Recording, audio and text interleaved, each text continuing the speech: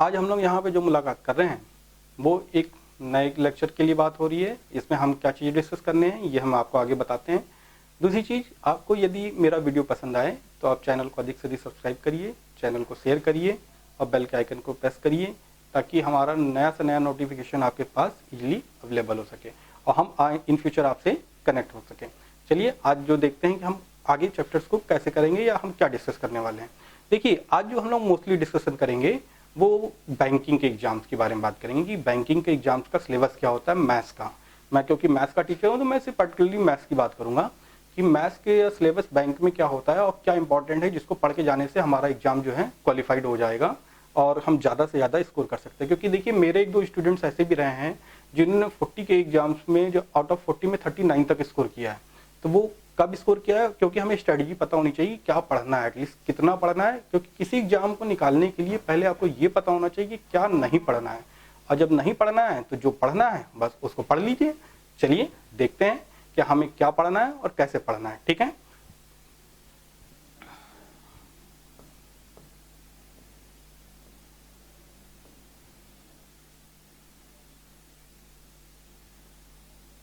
आपके सामने जो है ये जो सिलेबस है, ये सिलेबस इतना सिस्टमेटिक ढंग से लिखा गया बनाया गया है कि इसमें आपके एग्जाम्स में क्या क्या आना है वो चीज़ें मैंने एक जगह कर दिया मैथ्स के सिलेबस को। यानी मैथ्स को यदि आपको बैंकिंग में कंप्लीट करना है तो एटलीस्ट इतने चैप्टर्स आपको पढ़ने ही हैं। यदि इतने चैप्टर्स आप पढ़ के जा रहे हैं तो आप 100% स्कोर कर सकते हैं। सिर्फ 40 में मैं 1-2 नंबर को कह दूंगा कि नहीं हो सकता, क्योंकि मैं उतना भी 100% नहीं कर सकता। हो सकता है एग्जाम में कहीं से भी कुछ ले लें, लेकिन आपको 40 में से 38-39 क्वेश्चंस आपको यहाँ से मिल जाएंगे। तो ये आपको ध्यान रखना है कि हमें किस स्ट्रेटजी से फॉलो करना है एग्जाम्स को। और आपको पता ही है उसमें 2 पैटर्न होता है, टायर 1 और टायर 2, यानी प्री और मेंस होता है। दोनों एग्जाम्स को ये कवर कर देगा मैथ्स का एग्जाम्स के लिए। तो आपको सिलेबस देखना है कि पहले सिलेबस में कहाँ से क्या क्वेश्चन आ रहे हैं और कितने आ रहे हैं। देखिए, जो पहला सेक्शन है वो आपका सिंप्लीफिकेशन है। इसमें 3 से 5 क्वेश्चन आता है। देखिए, यहाँ पे कई बार बच्चे क्या करते हैं कि नंबर सिस्टम पढ़ने लगते हैं। नंबर सिस्टम नहीं आता है, आपको ये ध्यान रखिए। नंबर सिस्टम से बहुत सिलेक्टेड 1-2 पॉइंट आता है, वो सिंप्लीफिकेशन में इंक्लूड हो जाता है। फिर इसके बाद परसेंटेज है, परसेंटेज के लिए 2 से 3 क्वेश्चन। फिर प्रॉफिट एंड लॉस है, उसके लिए 102 question. Simple interest and compound interest 1 से 2 क्वेश्चन। एवरेज आपका 1 से 2 क्वेश्चन आता है जिसको आप औसत कहते हैं। रेशियो एंड प्रोपोर्शन, इसमें आप देखेंगे 1 से 2 क्वेश्चन आ रहा है। फिर प्रॉब्लम बेस्ड ऑन एज, यानी आयु से संबंधित क्वेश्चन, इसमें आपका 1 से 2 क्वेश्चन आता है। पार्टनरशिप, ये आपका 1 से 2 क्वेश्चन रहता ही रहता है एग्जाम में। फिर देखिए time and work, pipe and system, और ये दोनों चैप्टर जो है ज्वाइंट चैप्टर हैं, एक दूसरे से जुड़े हुए हैं। तो इन दोनों के क्वेश्चन आएंगे, सेम पैटर्न है। तो एक क्वेश्चन इसका रहेगा तो कम से कम 1 से 2 क्वेश्चन टाइम एंड वर्क का रहेगा। टाइम, स्पीड एंड बोट का जो क्वेश्चन है, डिस्टेंस का क्वेश्चन है, इसका 1 क्वेश्चन आएगा। प्रॉब्लम बेस्ड ऑन ट्रेन का 1 क्वेश्चन, बोट एंड स्ट्रीम का 1 क्वेश्चन। मिक्सचर और एलिगेशन का कितने क्वेश्चन आते हैं ये देख लीजिए, 1 से 2, यानी मिश्रण। हिंदी में ये चैप्टर जाना जाएगा, लेकिन इंग्लिश में इसको मिक्सचर और एलिगेशन के नाम से जाना जाता है। फिर देखिए इनइक्वालिटी, इनइक्वालिटी सबसे इंपॉर्टेंट है आपके एग्जाम पॉइंट ऑफ व्यू से, ये जान लीजिए। बैंकिंग के एग्जाम में इनइक्वालिटी सबसे ज़्यादा इंपॉर्टेंट है, और ये आता है अप्रॉक्सीमेट कम से कम में 3 क्वेश्चन और मैक्सिमम में 5 क्वेश्चन। तो इसको आप छोड़ नहीं सकते, और ये बहुत ही इंपॉर्टेंट है क्योंकि हर एग्जाम में मिलेगा। विद इन सेकेंड ये क्वेश्चन सॉल्व हो जाएगा। कॉम्पिटिशन एंड कॉम्बिनेशन, फिर probability, mensuration, data efficiency, data interpretation, series, miscellaneous. देखिए, ये टोटल आप अप्रोक्सीमेट देख रहे हैं, ये अराउंड आ रहा होगा 23 क्वेश्चन चैप्टर्स। ये 23 चैप्टर्स जो आप पढ़ रहे हैं, ये 23 चैप्टर्स से ही आपका सारा एग्जाम्स कवर हो जाएगा, ये बात ध्यान रखिए। और जब पूरा एग्जाम्स कवर हो जा रहा है तो आपको इसको ही फॉलो करना है, इससे बाहर नहीं जाना है। क्योंकि देखिए, इतना चैप्टर आप पढ़ के जा रहे हैं तो आप ये समझिए कि एग्जाम डेफिनेटली निकलेगा और आपको बैंकिंग आराम से सॉल्व हो जाएगी। लेकिन कई बार बच्चे पूछते हैं कि सर क्या बहुत इंपॉर्टेंट है बैंकिंग में। तो बैंकिंग में देखिए, मैंने कहा ना कि बहुत इंपॉर्टेंट तो ओवरऑल 100% सिलेबस है, लेकिन क्या मिनिमम पढ़ के जाना चाहिए। मिनिमम में देखिए सिंपल सा तरीका है कि आपको ये पढ़ना ही चाहिए। और वो क्या पढ़ना चाहिए, वो आपका जो है देखिए इनइक्वालिटी को आपको 100% करके जाना चाहिए एग्जाम में, क्योंकि ये 3 से 5 नंबर स्कोर करेगा। डाटा एफिशिएंसी और ये दोनों आपके 3-3 से 5-5 क्वेश्चन आते हैं, ये डेफिनेटली आएगा। सीरीज को एक बार देखना चाहिए, ये इंपॉर्टेंट है। ये दोनों से 1-1 क्वेश्चन आते हैं। आप फिर देखिए मिक्सचर से 2 से 3 क्वेश्चन भी हो जाता है कभी एक बार, तो ये देखना है। ये सारे क्वेश्चन आपको एक बार ओवरऑल देखना चाहिए। प्रॉब्लम बेस्ड ऑन एज एकदम बहुत ही चैप्टर 1 से 2 क्वेश्चन वो भी आपको देखना चाहिए, लेकिन आपको जो बल्क चैप्टर हैं ये तो कभी भी नहीं छोड़ने चाहिए। ये वाले चैप्टर्स, ये चैप्टर्स प्लस ये इनइक्वालिटी बहुत इंपॉर्टेंट, आपकी ये डाटा सफिशिएंसी बहुत इंपॉर्टेंट, DI बहुत इंपॉर्टेंट।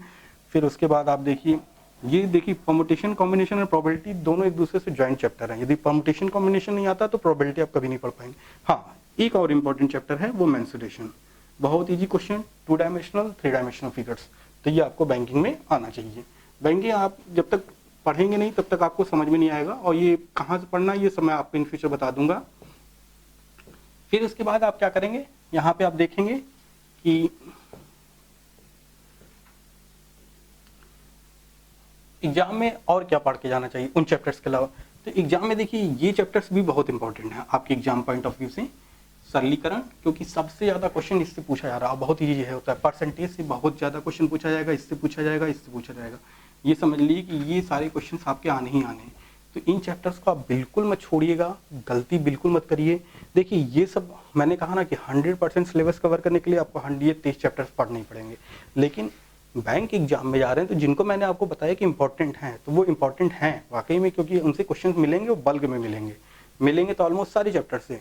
लेकिन आपको पढ़ना कैसे ये ध्यान रखना है, और क्वेश्चंस मैंने बता ही दिया कि कौन से एग्जाम में कि बैंकिंग में कितना पूछा जाएगा किस लॉ चैप्टर से। तो ये ध्यान रखिए कि उसी हिसाब से आपको क्वेश्चंस को फॉलो करना है और उसी हिसाब से एग्जाम्स को आगे कंटिन्यू करना है। ठीक है, चलिए अब एक बात ध्यान रखते हैं कि कई बार स्टूडेंट्स कहता है कि सर हमें बुक्स कौन सी पढ़नी चाहिए, तो बुक्स आपको कौन सी पढ़नी है ये बात ध्यान रखनी है आपको। चलिए उसको देखते हैं बुक्स के लिए। देखिए बैंकिंग के लिए पर्टिकुलरली आपको मार्केट में बहुत ही सिलेक्टेड बुक्स मिलेंगी मार्केट में, और कुछ पब्लिकेशन हाउसेस ने बहुत अच्छी बुक्स निकाल दी हैं, लेकिन आप 2 बुक्स को फॉलो कर सकते हैं एग्जाम पॉइंट ऑफ व्यू से। एक तो पहली बुक है आपकी किरण पब्लिकेशन की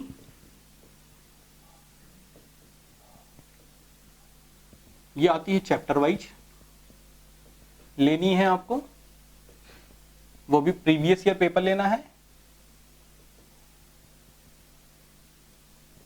किसका, पर्टिकुलरली मैथ्स का लेना है। दूसरी बात, इसमें अप्रॉक्सीमेट क्वेश्चंस कितने होंगे, 9 to 10,000 क्वेश्चंस हैं हर चैप्टर को मिला के, टोटल जो है चैप्टर वाइज हैं और 10,000 है। दूसरी चीज, ये हिंदी की बुक अलग आती है, इंग्लिश की बुक अलग आती है, दोनों मीडियम में अवेलेबल है, तो आप कोई भी एक ले लीजिएगा। ठीक है, दूसरी चीज ये आपके एग्जाम्स को पूरा कवर कर देगी। ठीक है, यदि मैथ्स का आप किरण वाली बुक लगा ले रहे हैं तो उससे आपका एग्जाम्स ऑलमोस्ट कवर हो जाएगा, आपको बैंकिंग में कहीं अलग से पढ़ने की जरूरत नहीं है, चैप्टर वाइज है, परफेक्ट बुक है और उससे बाहर जाने की जरूरत नहीं। दूसरी बात, कई बार कहते हैं बच्चे कि प्रीवियस ईयर पेपर कौन सा लगाएं, तो प्रीवियस ईयर पेपर भी एक बहुत अच्छा आता है। अब वो आपको आता है सिर्फ एक BSc पब्लिकेशन, BSc पब्लिकेशन के प्रीवियस ईयर पेपर आता है, मार्केट में अवेलेबल है, या किरण का भी अवेलेबल है, लेकिन आप BSc का लेंगे तो आपको ओरिजिनल एग्जाम का पूरा पुराना पेपर मिल जाएंगे और आप इसको लेके पढ़िए, उससे आपका कवर हो जाएगा। बैंकिंग के एग्जाम को निकालने के लिए सबसे ज्यादा इंपॉर्टेंट है ST स्पीड टेस्ट। जितना ज्यादा आप स्पीड टेस्ट देंगे उतना ज्यादा आपके क्वेश्चन इजीली सॉल्व कर पाएंगे। एक्यूरेसी बहुत ज्यादा बैंकिंग में इंपॉर्टेंट रखती है और इसलिए आपको उसको फॉलो करना है, क्योंकि देखिए एक्यूरेसी और टाइम दोनों इंपॉर्टेंट है। शॉर्ट टाइम में, विद इन शॉर्ट टाइम में आपको एक्यूरेट आंसर निकालना आना चाहिए। आपको पता होगा कि बहुत ज़्यादा कट ऑफ हाई जाती है बैंकिंग की, लेकिन क्यों जा रही है, क्योंकि आज बच्चे उस लेवल पे हैं कि वो कम से कम समय में ज़्यादा से ज़्यादा क्वेश्चन सॉल्व कर ले रहे हैं। तो हमको आपको यही अप्रोच बनानी है कि हम ज़्यादा से ज़्यादा क्वेश्चन को क्या करें, कवर कर दें। ठीक है, और हमने आपको बता ही दिया कहाँ से पढ़ना, सिलेबस डिफाइन कर दिया, बुक्स डिफाइन कर दी, और आने वाले टाइम में हम आपसे लेक्चर भी डिफाइन करेंगे कि कैसे हम सिंप्लीफिकेशन से चालू करेंगे और सारे 23 चैप्टर्स को हम डिस्कस करेंगे। लेकिन वो तब जब आप अधिक से अधिक हमारे चैनल को सब्सक्राइब करेंगे, शेयर करेंगे और चैनल को लाइक करेंगे। इससे क्या होगा कि हम आपके पास ज़्यादा से ज़्यादा कंटेंट ला पाएंगे, ताकि उससे क्या होगा कि हमारी और आपके बीच में कनेक्टिविटी इजली हो सके। दूसरी बात, कई बार स्टूडेंट कहते हैं सर कितना हम क्वेश्चंस को कर सकते हैं, तो क्वेश्चन को करना कैसे है। देखिए आपको स्ट्रेटजी बनानी है, 4 सेक्शंस होते हैं, 5 ओवरऑल। कंप्यूटर होता है, GE होता है, आपका जनरल अवेयरनेस और GS में अंतर है, वहाँ पे बैंकिंग रिलेटेड सिर्फ GE पूछा दी है और करंट से, फिर कंप्यूटर पूछा जाता है, मैथ्स रीजनिंग पूछी जाएगी। तो उसके हिसाब से आप चीज़ों को पढ़िए, ठीक है। चलिए आज के लिए बस इतना ही रोकते हैं और फिर अगले लेक्चर के लिए हम अगले टर्म पे बात करेंगे कि हम इसकी प्लानिंग या स्ट्रेटजी कैसे बनाएंगे, पेपर को, प्रीवियस ईयर के पेपर का पैटर्न क्या रहा है, कैसे रहा है, सारी चीजें डिस्कस करेंगे। आज हमने क्या डिस्कस किया है, सिर्फ सिलेबस को डिस्कस किया है। तो सिलेबस को हमने देख लिया और सिलेबस के हिसाब से ही हम चीजों को आगे बढ़ेंगे। तो यदि आपको चैनल का ये वीडियो पसंद आया हो तो चैनल को अधिक से अधिक सब्सक्राइब करिए। धन्यवाद।